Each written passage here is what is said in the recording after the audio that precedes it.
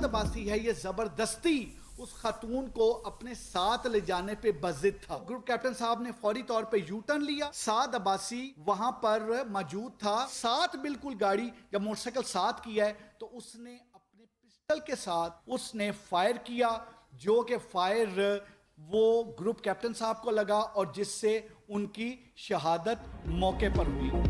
इस्लामाबाद में एयरफोर्स के group captain Asim Tariq को शहीद करने वाला मुलजिम गिरफ्तार। मुलजिम मोहम्मद साद अब्बासी को गौरी टाउन से हिरासत में लिया गया। वारदात में इस्तेमाल होने वाली मोटरसाइकिल और पिस्तौल भी बरामद। हाजी अली नासिर रिजवी की न्यूज़ कॉन्फ्रेंस कहा, मुलजिम जबरदस्ती लड़की को पार्क लेकर जाना चाहता था, इस पर इसने इनकार किया। दोनों एक साथ काम करते थे। मुलजिम साद अब्बासी पहले भी खातून को पिक एंड ड्रॉप करता था। मुलजिम और खातून में झगड़ा हुआ था।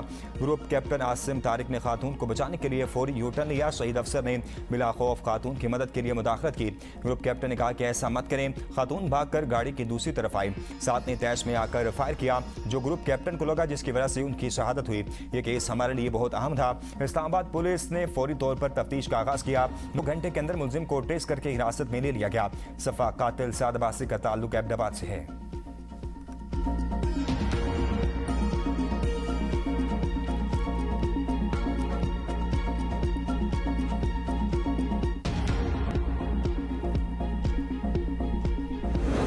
जून को ये इस्लामाबाद एयरपोर्ट पे लैंड की थी और 29 जून को ये पहुंची लाहौर। लाहौर आने के बाद इनके साथ ये किडनैपिंग का वाकया हो गया। गाड़ी की डिटेल्स एक्साइज से फौरी निकाली गई। गाड़ी के एक्सीडेंट पे गाड़ी रुकी होती है तो यहाँ से लड़कियाँ दुकान में चली जाती हैं। उस दुकान से पे पहुँचता है ASP और ट्रैफिक के एहलकार, जो फौरी तौर पर उनसे बात करते हैं। दोनों खवातीन सेफ्टी रिकवर हो जाती हैं।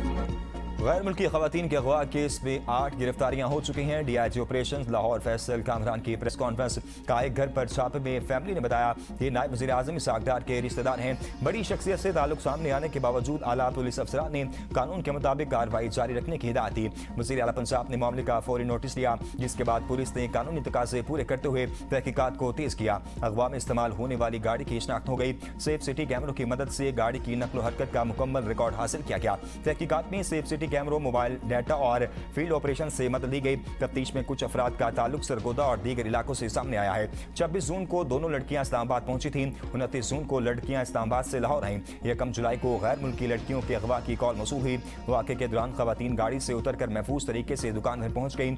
ASP और ट्रैफिक एहलकार ने मौके पर पहुंचकर खवातीन की शिनाख्त और तस्दीक की। केस में किसी भी किस्म के कानूनी इखलास से बचने के लिए मुकम्मल सवाइद इकट्ठे किए गए। केस लाहौर पुलिस देखेगी। सिटी ने ही DIG ऑपरेशन सहाफ़ियों के सवालात का जवाब देने की बजाय प्रेस कॉन्फ्रेंस अधूरी छोड़कर चले गए।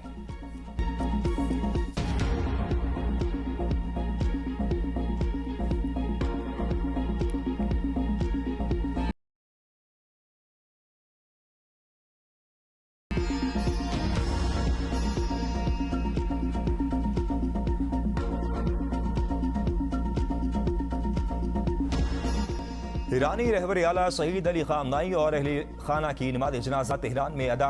लाखों सोगवारों की सरकत। ईरानी सदर डॉक्टर मसूद पज़ेश्कियान, स्पीकर मोहम्मद बाकिर कालिबाफ, ईरानी वज़ीर ख़ारजा अब्बास अराग़ची और हुकूमती शख्सियात के साथ साथ 70 से ज़्यादा मुल्कों के वफूद समेत दीगर आला शख्सियात शरीक हुई। अली खामनाई की नमाज जनाजा में 3 बेटों की शिरकत। सुप्रीम लीडर मुस्तफ़ा खामनाई शरीक नहीं हुए। तेहरान में फिजा सोगवार, हर आंख अश्कबार। लोगों ने हाथों में सुर्ख झंडे उठा रखे थे। अमेरिका मुर्दाबाद और इंतकाम इंतकाम के नारे। ईरान के आला अहदेदार भी धाड़े मार मार कर रोते रहे। ईरानी मीडिया के मुताबिक आयतुल्लाह जाफर सुबहानी ने शहीद ईरानी सुप्रीम लीडर की नमाज जनाजा पढ़ाई। आज जनाजे का मरकजी जुलूस निकाला जाएगा, जिसके बाद मैयत को जुलूस की सूरत में कुम मुंतकिल किया जाएगा। 8 जुलाई को नजफ और करबला में तकारीब होंगी। शहीद सुप्रीम लीडर को 9 जुलाई को मसद में सुपुर्द खाक किया जाएगा।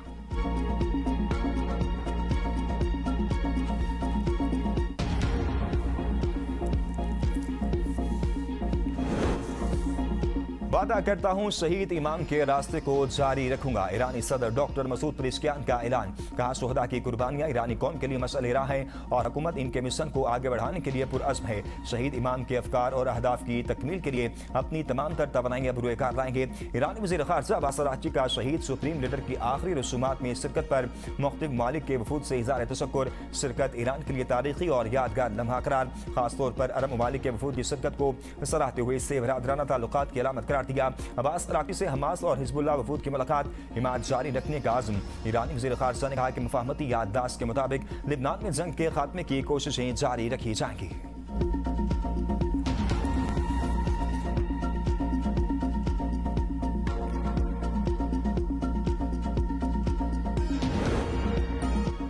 अवाम को अली खामनाई के लिए रोता देखकर हैरान हूँ। समझता था ईरानी उनसे नफरत करते हैं। शायद ये आंसू भी दिखावे के हों।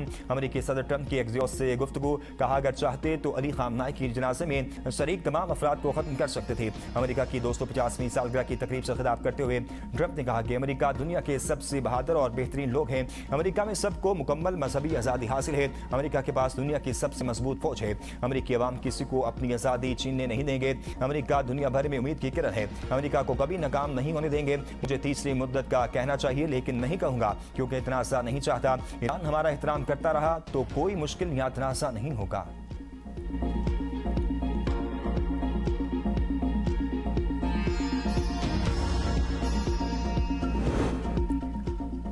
आपने हुर्मुज़ से गुजरने वाले हर जहाज से फीस वसूल की जाएगी। टोल नहीं दोस्त ममालिक को खुसूसी रियायत देंगे। चीन में ईरानी सफीर अब्दुल रज़ा रहमानी फिज़ली का वर्ल्ड पीस फोरम से खिताब। का ईरान ओमान के साथ बाहमी ताउन और इश्तराक के जरिए आबी गुजरगाह पर नए इंतजाम के जरिए जहाज़ों की निगरानी और माहौलियाती आलूदगी का तदारक किया जाएगा।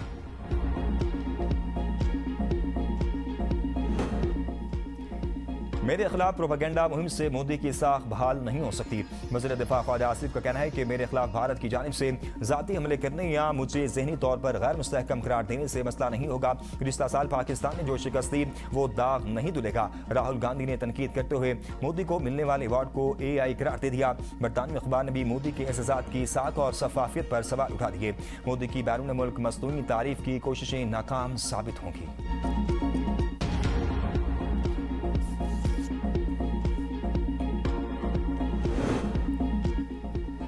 वज़ीर आला खैबर पख्तूनख्वा ने नई माली साल के लिए हुकूमती पॉलिसी वाज़ेह कर दी। कहा करप्शन के तमाम रास्ते बंद किए जाएं। करप्ट और नाअहल अफसरान के खिलाफ बिला इम्तियाज कार्रवाई करें, चाहे वो किसी के भी चहेते हों। किसी भी सतह पर बदउनवानी बर्दाश्त नहीं होगी।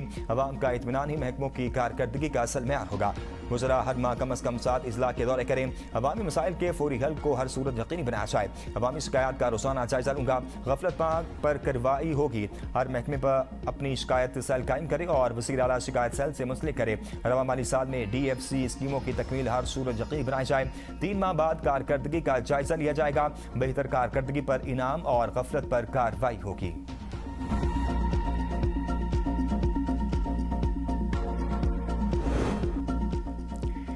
टेलीकॉम बिल से किसी की जाती जमीन और जायदाद पर जबरदस्ती कब्जा नहीं होगा। निजी प्रॉपर्टीज के हवाले से कैटेगरीज से तय की जाएगी। वफाकी वज़रा शीज़ा फातिमा और आज़म नज़ीर तारड़ की न्यूज़ कॉन्फ्रेंस। शीज़ा फातिमा ने कहा वज़ीर आज़म से कहा है कि बिल के हवाले से लगाए गए इल्ज़ामात की इंक्वायरी कराई जाए। टेलीकम्युनिकेशन एक्ट में तरमीम वक्त का तकाजा है। टेक्नोलॉजी की तरक्की के साथ डाटा की जरूरत बढ़ रही है। हमने दुनिया की सबसे बड़ी स्पेक्ट्रम ऑक्शन की। वक्त के साथ निज़ाम में बेहतरी लाना जरूरी है। आज़म नज़ीर तारड़ ने कहा कमेटी को किसी एक कंपनी को नवाजे जाने के इल्जाम के कोई शवाहिद नहीं मिले। असेंबली से बिल 6 तरमीम के साथ मंजूर हुआ। हम डिजिटल मईशत की तरफ बढ़ रहे हैं। कमेटी ने बिल में तमाम सुकम दूर करने की हिदायत की। डिजिटल कनेक्टिविटी के लिए पब्लिक प्रॉपर्टी के इस्तेमाल को फ्री कर दिया गया।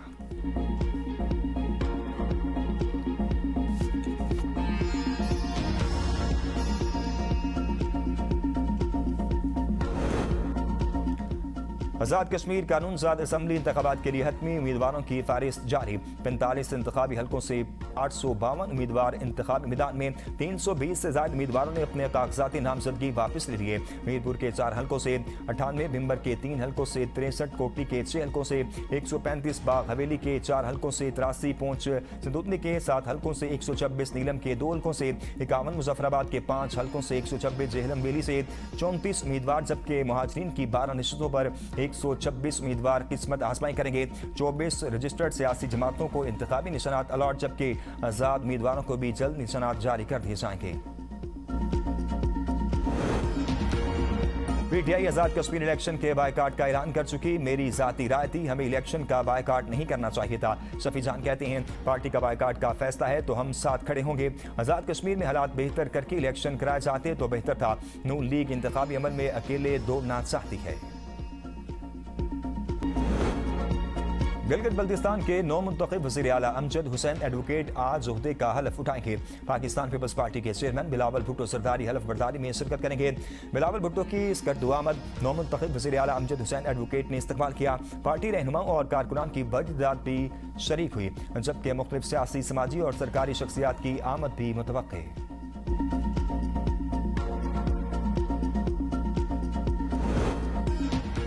आटे की कीमतों ने आवाम की कमर तोड़ दी, रोटी भी गरीब की पहुंच से दूर। मुल्क में आटे की कीमतों में मजीद इजाफा, कराची के शहरी सबसे महंगा आटा खरीदने पर मजबूर। 20 किलो थैले की कीमत 2,900 रुपये तक जा पहुंची। इस्लामाबाद में 20 किलो का थैला 2,800 रुपये में फरोख्त। कोयटा और खुजदार में आटे के 20 किलो थैले की कीमत 2,800 रुपये तक पहुंच गई। पेशावर में आटे का 20 किलो थैला 2,750 रुपये का हो गया। लाहौर में 20 किलो थैले की कीमत 2,250। गुजरांवाला और मुल्तान में 2,400 रुपये मुकर्रर। पेट्रोल और डीजल की कीमतों में कमी के बावजूद महंगाई बरकरार, खाने पीने की अशिया की कीमतों में कमी ना आ सकी।